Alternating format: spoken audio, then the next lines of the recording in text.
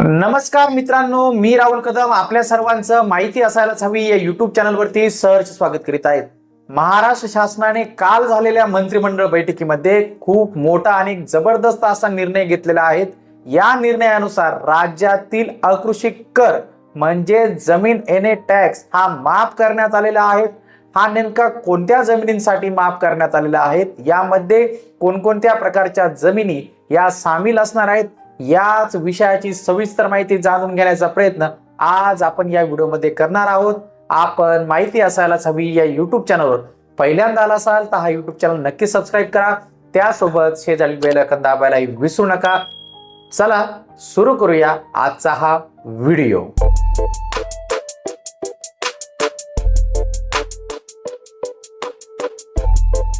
राज्यातील अकृषी कर म्हणजे जमीन येणे टॅक्स आकारणीबाबत जनतेवर पडत असलेला बोजा पूर्णपणे काढण्याचा निर्णय काल झालेल्या मंत्रिमंडळ बैठकीमध्ये घेण्यात आलेला आहे. मंत्रिमंडळ बैठकीच्या अध्यक्षस्थानी मुख्यमंत्री एकनाथ शिंदे हे होते.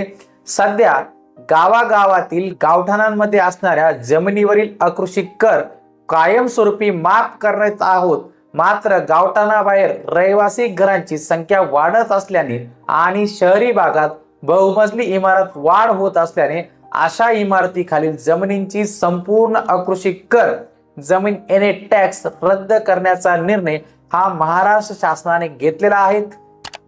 म्हणजेच ज्या गावठाण हद्दीच्या बाहेर जेथे बांधकाम झालेली आहेत त्या बांधकामाखालील म्हणजे जी इमारत असेल ते इमारतीखालील जी काही जेवढी जमीन असेल त्या जमिनीवरील येणे टॅक्स रद्द करण्याचा निर्णय काल झालेल्या मंत्रिमंडळ बैठकीमध्ये घेण्यात आलेला आहे. इतर त्यासोबतच जी काही वाणिज्य आणि औद्योगिक वापराखालील जमिनी आहेत त्यावरील सुद्धा अकृषी कर म्हणजे जमीन येणे टॅक्स रद्द करण्याचा निर्णय हा महाराष्ट्र शासनाने घेण्यात आलेला आहे.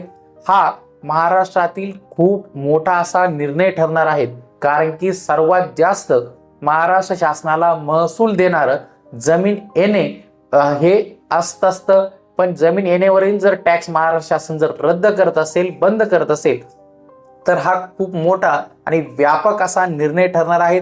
कारण की आपल्याला कोणत्याही घराचं बांधकाम असू द्या, कोणत्याही औद्योगिक बांधकाम असू द्या किंवा वाणिज्य बांधकाम म्हणजे दुकानांकरताचं जर बांधकाम असू द्या, याकरता आपल्याला कोणतेही बांधकाम करायचं असेल तर ती जी काही जमीन जागा असते ती सर्वप्रथम येणे असणं आवश्यक आहे. आणि त्याकरता आपल्याला जवळजवळ 50 ते 70% एवढा टॅक्स यापूर्वी भरावा लागत होता आणि आता हा टॅक्स पूर्णपणे शून्य करण्यात आलेला आहे. तर हा सामान्य जनतेला दिलासा देणारा निर्णय नक्कीच असणार आहे. यामुळे पैशाची बचत नक्कीच होणार आहे. पण सरकारने या निर्णयामागची काय भूमिका आहे की बिल्डर लॉबीला सपोर्ट करायचा आहे, की जे काही वाढतं शहरीकरण आहेत, जे काही जमिनी बकाल करण्याचं काम चालू आहे त्याला सपोर्ट करायचा आहे, की खरोखरच यातून सामान्य जनतेला दिलासा देण्याचा हा निर्णय आहे. कारण की आता निवडणुका च्या ऐन तोंडावरती हा निर्णय घेण्यात आलेला आहे, तर नक्कीच थोडीफार साशंकता आहे. आणि हा फक्त जो काही निर्णय आहे तो मंत्रिमंडळ बैठकीमध्ये हा निर्णय घेण्यात आलेला आहे. या विषयीचा सविस्तर शासन निर्णय निघाल्यानंतर शासनाने यामध्ये काही अटी शर्तींचा अंतर्भाव करणार आहेत का, काही नियमावली लावली जाणार आहेत का, हे शासन निर्णय निघाल्यावरती समजू शकेल. पुढील अपडेट मिळवण्यासाठी आपला माहिती असायलाच हवी हा युट्यूब चॅनल सबस्क्राईब करून ठेवा, बेल आयकॉन दाबा, आपले व्हॉट्सअप आणि टेलिग्राम चॅनल सुद्धा जॉईन करून ठेवा. तेथे आपल्याला सर्व अपडेट्स त्या आपण देण्याचा प्रयत्न करत असतो. महाराष्ट्र शासनाने जमीन येणे टॅक्स रद्द करण्याबाबतचा घेतलेला हा निर्णय आपल्याला कसा वाटला, आपण माहिती असायलाच हवी या युट्यूब चॅनलवर पहिल्यांदा आला असाल तर हा युट्यूब चॅनल नक्की सबस्क्राईब करा. त्यासोबत शेजारी बेल आयकॉन दाबायलाही विसरू नका. भेटूया पुढील व्हिडिओमध्ये. धन्यवाद.